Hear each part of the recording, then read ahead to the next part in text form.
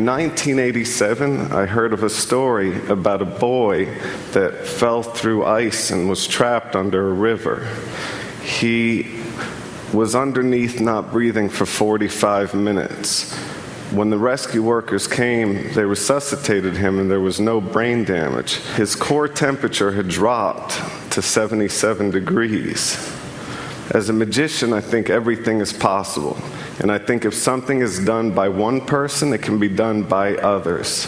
I started to think if the boy could survive without breathing for that long, there must be a way that I could do it. So I met with a top neurosurgeon, and I asked him, how long is it possible to go without breathing? Like, how long could I go without air? And he said to me that anything over 6 minutes, you have a serious risk of hypoxic brain damage. So I took that as a challenge, basically. My first try, I figured that I could do something similar, and I created a water tank, and I filled it with ice and freezing cold water, and I stayed inside of that water tank hoping my core temperature would start to drop. And I was shivering, and my first attempt to hold my breath, I couldn't even last a minute. So I realized that was completely not going to work. So I went to talk to a doctor friend, and I asked him, how could I do that? I want to hold my breath for a really long time. How could it be done? And he said, David, you're a magician.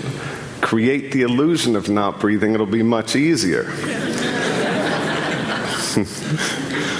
So he came up with this idea of creating a rebreather with a CO2 scrubber, which was basically a tube from Home Depot with balloons duct taped to it that he thought we could put inside of me and somehow be able to circulate the air and rebreathe with this thing in me. This is a little hard to watch, but this is that attempt.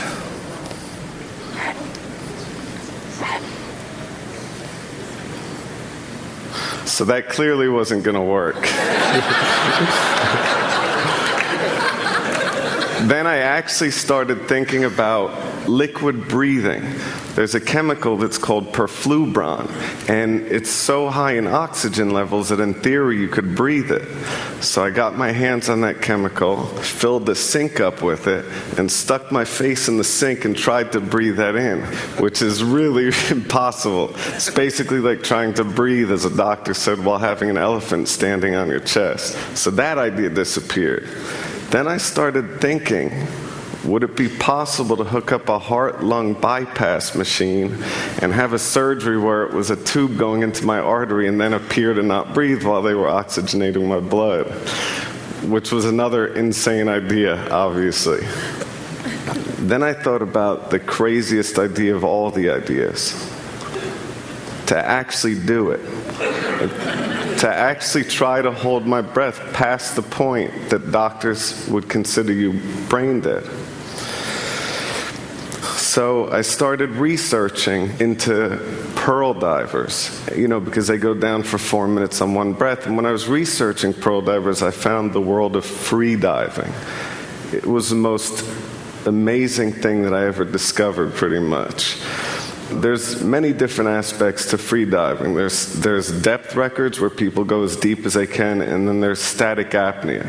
That's holding your breath as long as you can in one place without moving. That was the one that I studied. The first thing that I learned is when you're holding your breath, you should never move at all. That wastes energy, and that depletes oxygen, and it builds up CO2 in your blood. So I learned never to move, and I learned how to slow my heart rate down. I had to remain perfectly still and just relax and think that I wasn't in my body and just control that. And then I learned how to purge. Purging is basically hyperventilating. You blow in and out. You do that, you get lightheaded, you get tingling, and you're really ridding your body of CO2. So when you hold your breath, it's infinitely easier. Then I learned that you have to take a huge breath, and you just hold and relax and never let any air out, and just hold and relax through all the pain. every morning, and this is for months, I would wake up and the first thing that I would do is I would hold my breath for, out of 52 minutes, I would hold my breath for 44 minutes. So basically what that means is I would purge, I'd breathe really hard for a minute, and then I would hold immediately after for 5.5 minutes. Then I would breathe again for a minute, purging as hard as I can, then immediately after I would hold again for 5.5 minutes. I would repeat this process 8 times in a row. Out of 52 minutes, you're only breathing for 8 minutes.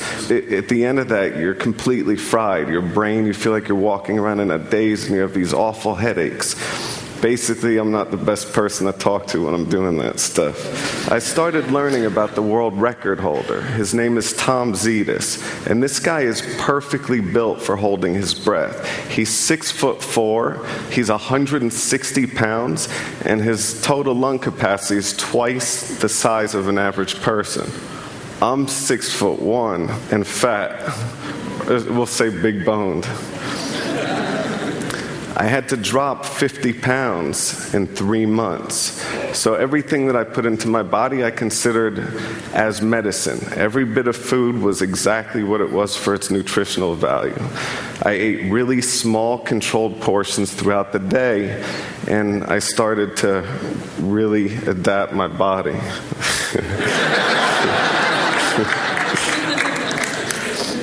The thinner I was, the longer I was able to hold my breath. And